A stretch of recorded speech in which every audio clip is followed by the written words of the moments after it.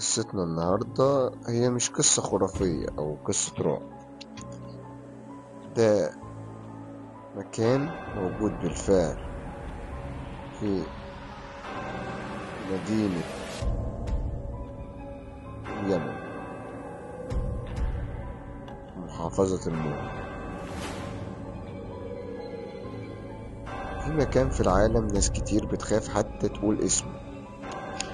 مكان بيسموه بئر جهنم.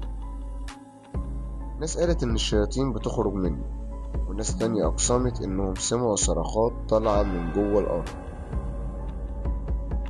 احنا بنتكلم عن بئر رهون، مكان موجود في اليمن، بالتحديد في صحراء محافظة المهر. البئر ده عمقه يوصل ل112 متر،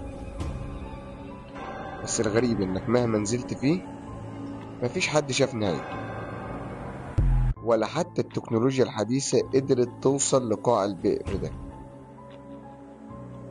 في روايات قديمة بتقول البئر ده هو سجن للجن الكافر، وإن مكان اللي بتحبسوا فيه الشياطين اللي خرجت عن سيطرة إبليس نفسه.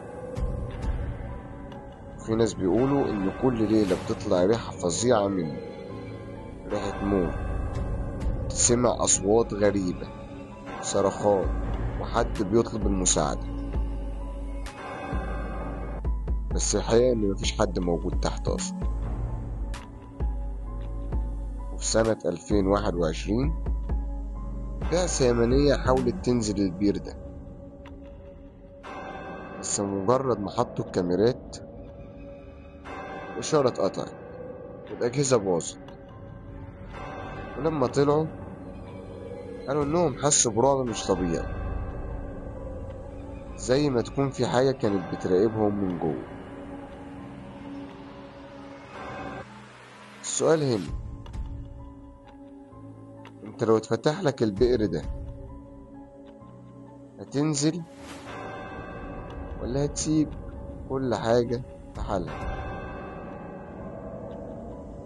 اكتب لي في الكومنتات رأيك،